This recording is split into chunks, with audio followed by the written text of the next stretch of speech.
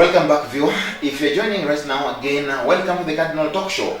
This program that we keep telling you is supposed to change and shape the future of our politics as a country. Moreover, we are here to dispense with information, do analysis, and also bring forth information that is supposed to be so vital to you as a viewer and a Kenyan to know how things are happening in the political grapevine. Today, we are interrogating the performance of Jubilee government in the last 1 year. This year, 2016, what are the scorecards? Well, what's the scorecard rather? But then, what has been scored? What was the near score? And actually, what has been the failure? We'll be getting a full analysis of this at the end of this show. I'm back again with my panelists. Karibuni sana again. Now, we are looking at, you said virtually everything negative about Jubilee. And I think, one I must speak with you guys is in the education sector. Let's call a spade, not a big magnified spoon. What would you say about the reforms in the education sector? This is under Jubilee administration. Mr. Gitonga. What reforms? What reforms have there been? You mean you're getting into the... No, there has not been any reforms. We are not even aware if today Macheng will be calling the form, will be reading out the form for results. And this one has stopped every details. Every loophole that was there, where people used to cheat about education and standards of education. I think this must stop here. I don't think we can really call that those reforms. What are they? Maybe it's a way they have administered the exams. Okay. Other than that, in the education center, there has not been other than what they say they brought the few laptops for standard 1 kids. The education sector is still in such a messy state. They tell us why exactly? In the first place, for instance, where are you basing your argument? For instance, now they tell us there's a free primary education.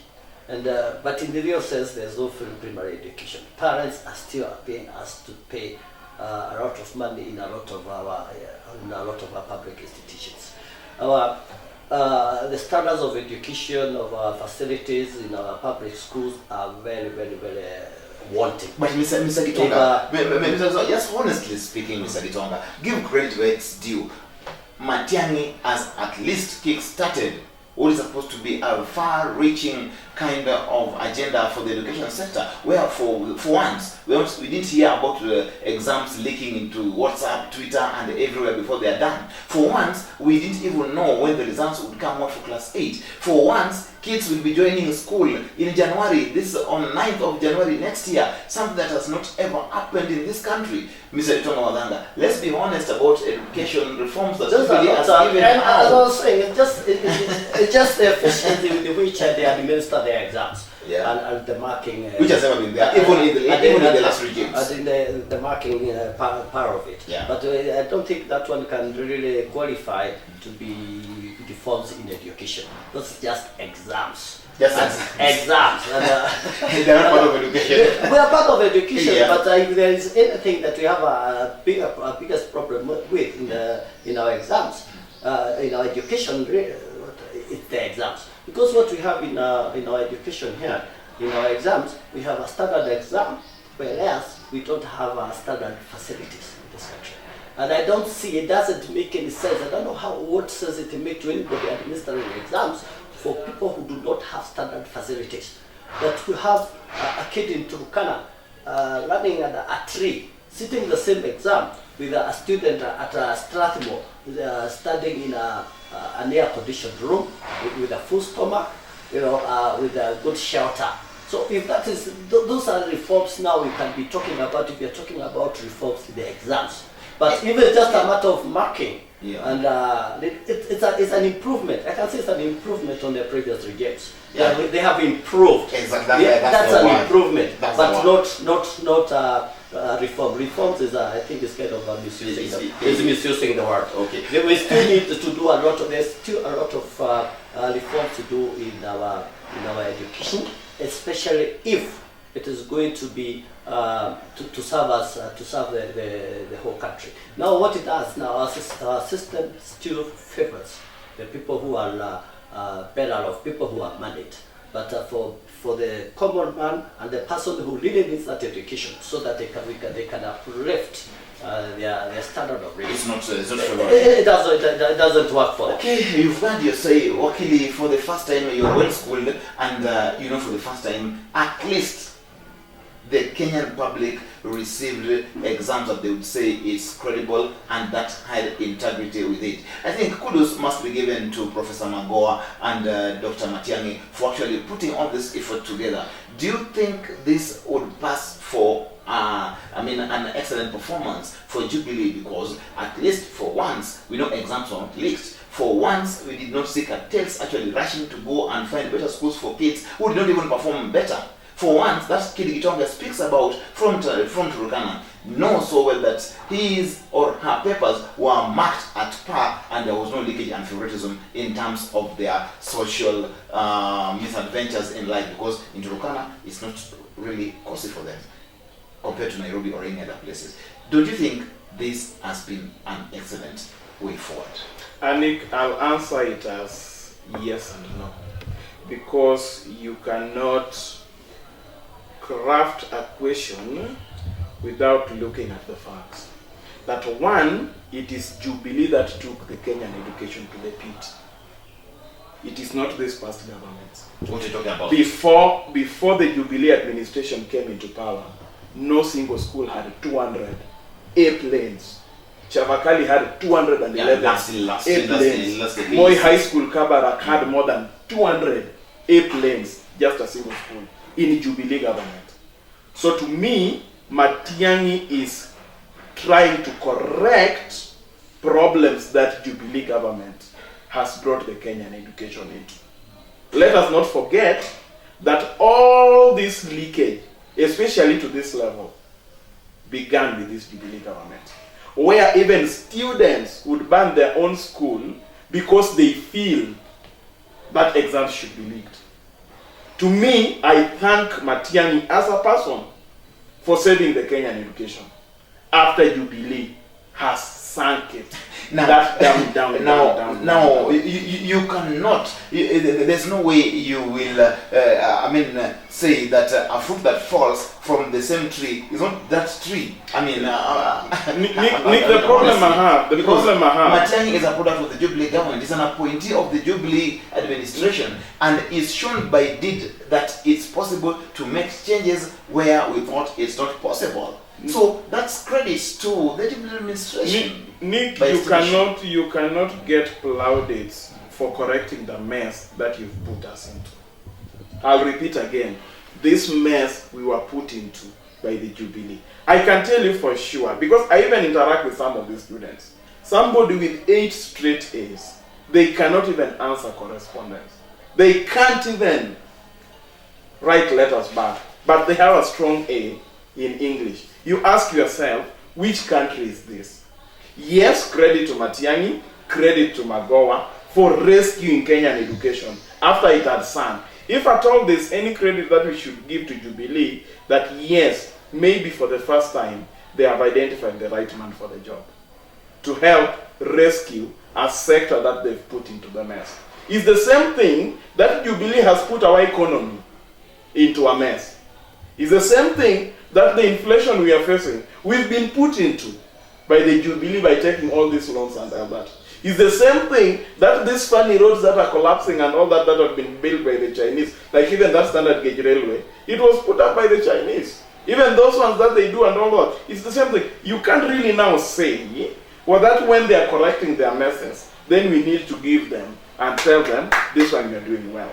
The mess has first of all been put by Jubilee, and now they are saying they've gotten the right person to correct a mess that they've put us into.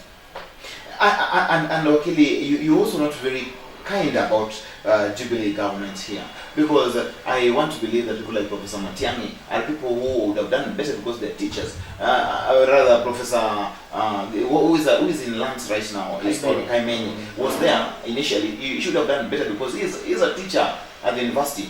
But now we look at somebody who's come here, you look at the zeal, the passion, the purpose of Matiang'i, and you see a Kenyan who is dedicated to bringing what I can say is a glory to education in Kenya. So when we want to detach Matiang'i from Jubilee government, then you're not being realistic here, you guys. That's the honest part of it. What Paul is saying here is that Matiang'i is a departure from the Kawaida Jubilee thinking and Jubilee way of doing things. People like Kambeni, it's not that they did not have the know-how or did not have the knowledge of how to maybe make sure that the exams are not leaked or they are marked in good. It's simply that they were just being Jubilee. They are not interested. They had better things to do with education. They were looking for where they could make some money buying laptops. Maybe imagine Kambeni spent most of the time trying to buy laptops. Trying to buy laptops. Yeah. So it's only that now Matiang'i somehow came up with some zeal, that to make a difference, and so far he has made that difference in the way the exams are sat and the way they are marked. But you say that that kid from Turkana now has got hope that his exams will be marked. Absolutely, Mr. Gitonga, absolutely. But going back to that, you ask yourself, how many the people who set these exams are teachers. So, for instance, how many teachers were involved in setting these exams, say from Turkana? Right. And how many teachers are even involved in marking who are in Turkana? You find that the exams, the people who set up the exams are probably drawn from schools in Nairobi. If it is a KCSE, they are drawn from the schools of Alliance, the big schools. But the smaller schools will not have their teachers, such that some of these questions are very foreign to a student in Turkana. So how? If the syllabus remains the same syllabus across Kenya, the questions can't be so foreign, or rather, the questions can't be things that they will not learn. Maybe they might have not learned because of circumstances, the social settings, the economic reasons, but not because it's not in the syllabuses. Now, away from this, guys, it's been a wonderful year for Jubilee in terms of commissioning very many roads. We know very many kilometers of roads have been commissioned in the last 12 months that Kenya has never seen before. And I think this again should be a point of discussion here. And I think where possible, give credit, because the amount of roads that have been constructed, either they are under construction or they've been commissioned, is just tremendous. Nick, I'll say this and I'll repeat this again. What Jubilee has done with the development, anybody, even if you are given, like I can tell you, it is no-brainer that you go and you take loans and you come and you construct a road. Even you made the president of this country and given the free will to go and get loans to come and do development projects, you will do. Can I repeat again? There is nothing we should thank Jubilee for. Yes, if Kibaki would have opted, I can tell you, if Kibaki and Raila would have opted to go take these loans and come and do roads, like my friend Gitonga has said, they would even have done 5 times more than Jubilee have done. Because the cost of building, like he has said, the cost of building like a 10-kilometer road under Kibaki government is 5 times the cost of building the same 10 kilometers road under Jubilee government. So yes, the roads are coming up. First of all, they are overpriced. 2, they've not looked for this money. They've not even thought of looking for this money. It is very clear they are traveling the world over, picking loans here, picking loans here, picking loans here. We've even gotten to a point where we now want to begin trading in Chinese currency, because we've taken so much money, such that like almost more than half we actually owe the Chinese. So I can actually tell you, the roads have been constructed because we have a free gateway to taking loans. Like, you imagine that even an unborn child right now, even if you want to have a child, they are coming with a loan of almost 70,000 per child. Not because Jubilee are doing any work, but because they don't want to pay. They don't want to wake up in the morning and work like everybody. If you tell them that this road needs to be put up, they are looking at where should we go and get that loan to come and construct this road. If you ask them, which dams have you done? You get like, this, it has been financed by either IMF, World Bank, or some Chinese. If you ask them, why is this bridge, what is the cost of doing this bridge? You will get like the cost is 5 times what it would have costed, and you will realize it has been done in a loan. So let me ask you again, Nick, why should you thank somebody for going and taking a loan to come and construct a road?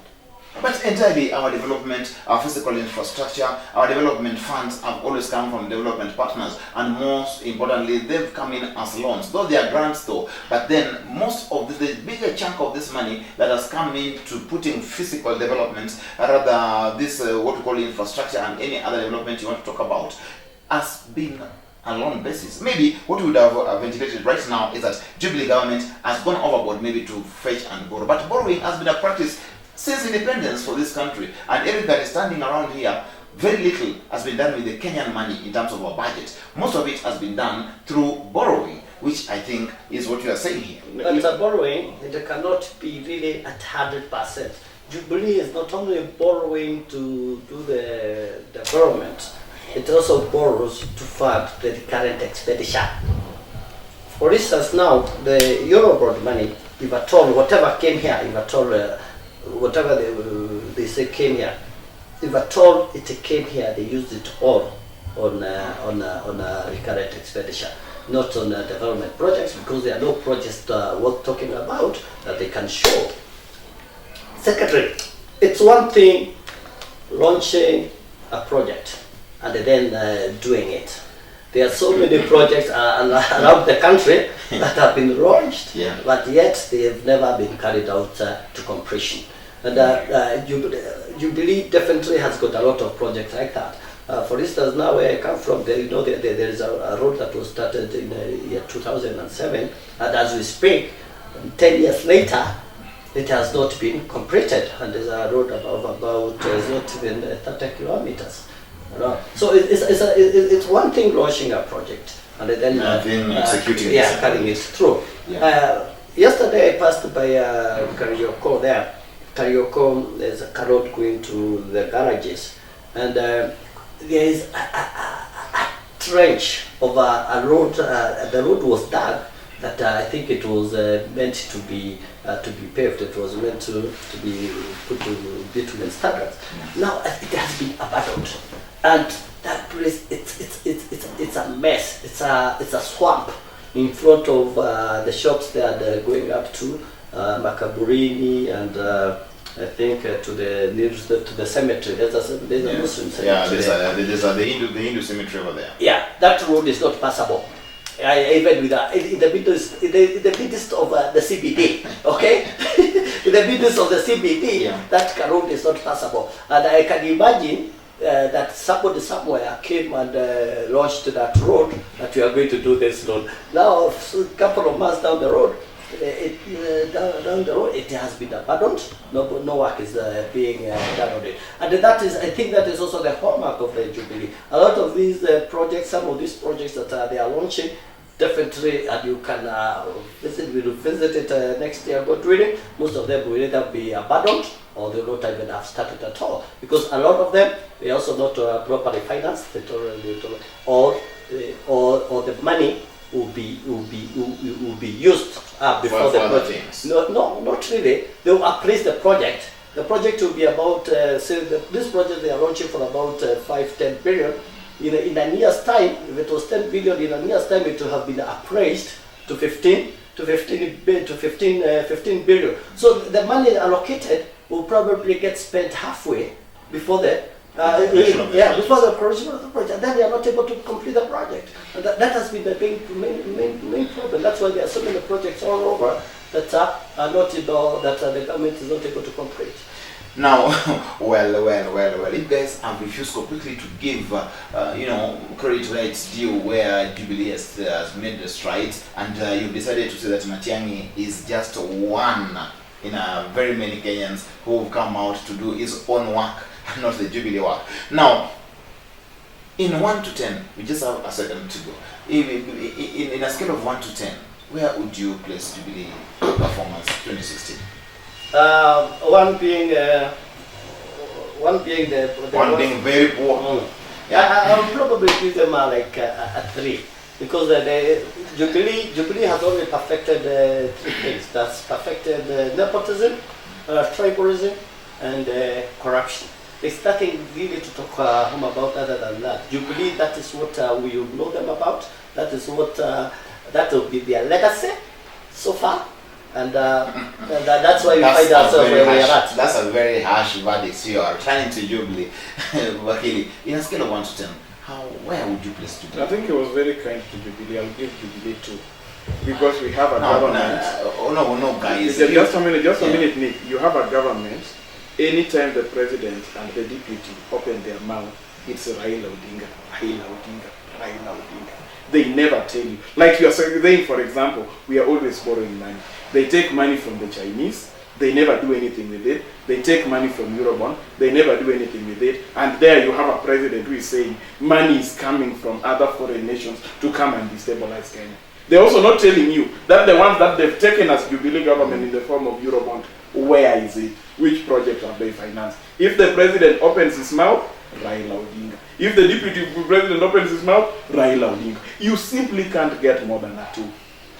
Wow, that's even now worse. I think your verdict is even now harsher than what you gave to Jubilee government. In just another 1 second, please, what made your week as we go to the Christmas? And please wish our viewers a happy Christmas, Merry Christmas and Happy New Year. The fact is, there's a sad event of that accident at Naivasha. Naivasha. Yeah, Naivasha. It was unimaginable how those people, perished in that fire. Yeah, it must have been very, very painful. Yeah, and it only now points out at the state of our roads.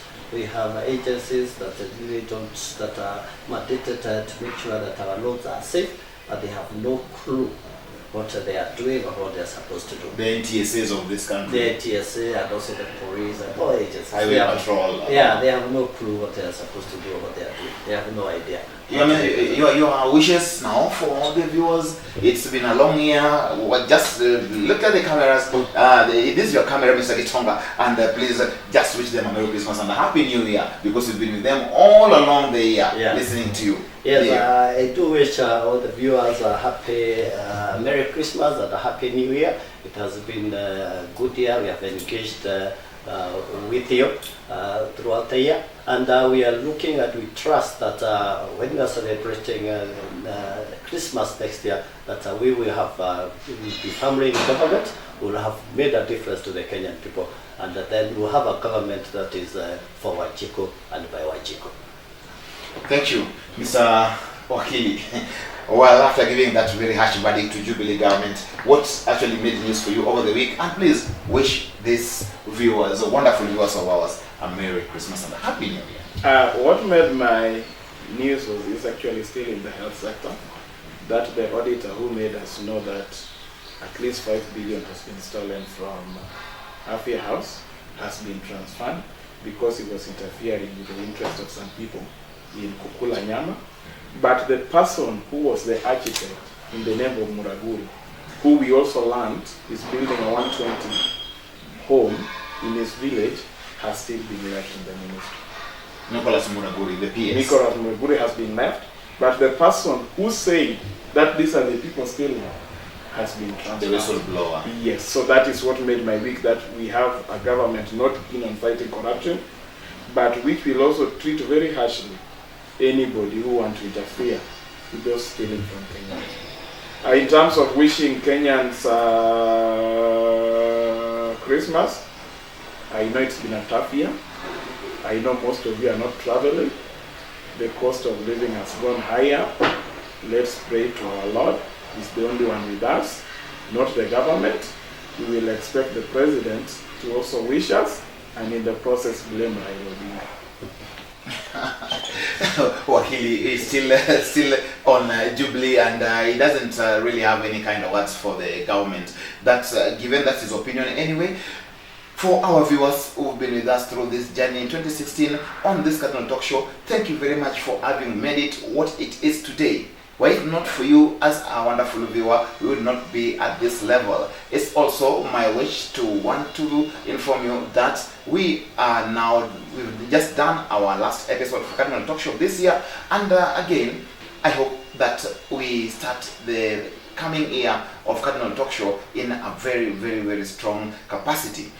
Otherwise, from LTN, from the panelists, and everybody, my crew, everybody who's made this a wonderful year, we wish you a very Merry Christmas and a Happy New Year. Bye bye for now, till we meet again in the coming year. God bless you all.